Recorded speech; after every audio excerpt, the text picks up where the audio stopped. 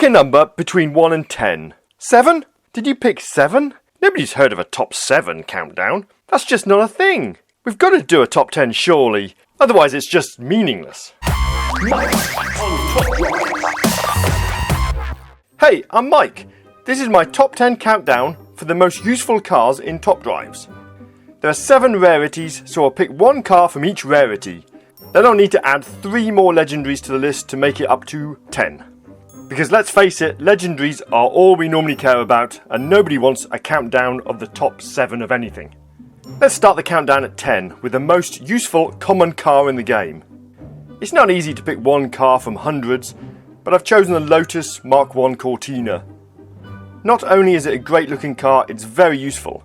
Its stats are great for an F16 car. It's medium ground height with a low 0 to 60 and a pretty respectable handling figure.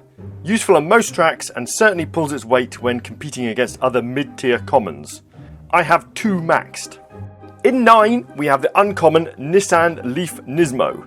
This car is a city streets monster. It has a low top speed but makes up for it with great handling and great acceleration. Anything twisty, and this is my car of choice. I have 3 maxed. One of them's even drag spec'd.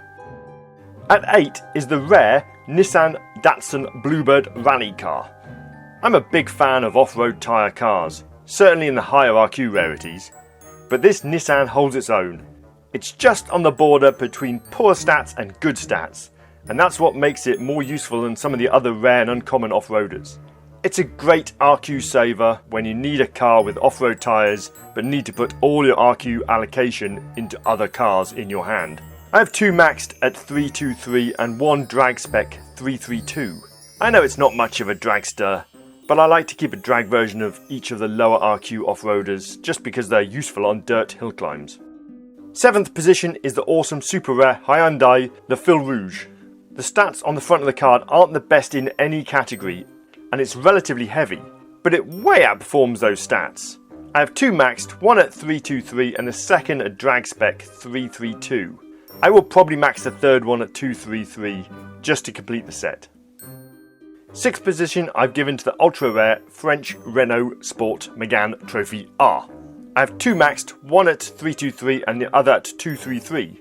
The 233 wins on longer tracks such as the City Streets medium track. The combination of high handling figure and good 0 to 60 number with a respectable top speed makes it dominant on twisty tracks, where you can't use a low track car like the Caterhams. In 5th we have the wet, twisty, epic Cadillac CT6. If I could pull a second one, I'd max it straight away. A very useful car. 2 would be amazing. The one I have is max 323.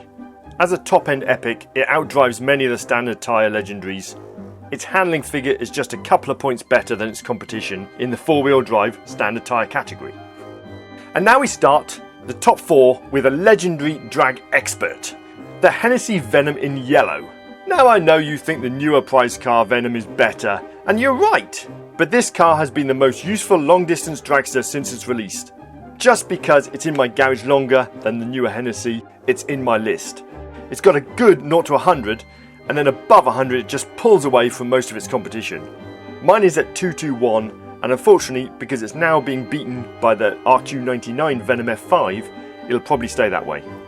At 3 is the legendary Mercedes C11. This car is crazy good at everything.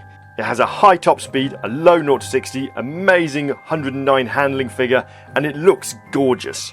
I've owned it since winning it from the Tri-Series in early 2023 and have raced it nearly 2,000 times in 11 months. I've been upgrading mine for a year now and finished it off a couple of months ago. It's 233. Second position in the countdown goes to the incredible legendary Lotus Evija. In comparison to the Mercedes C11, I've had the Evija a month longer, but it's almost done 1,000 more races in that time. It's been an amazing car to own. The takeoff speed appears to be nothing, from 0 to 220 instantly. It's often able to win an event on its own when the other 4 cars in my hand lose. That's how good it is at mid-distance drag races.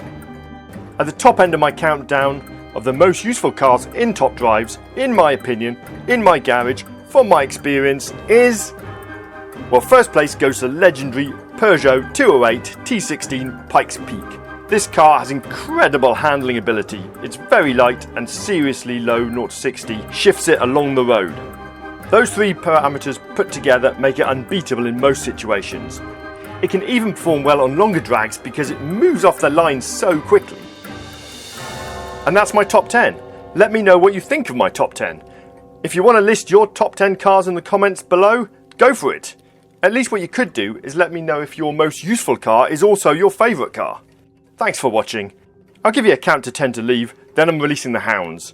10, 9, 8... Yeah, we're done. You better run. Release the hounds!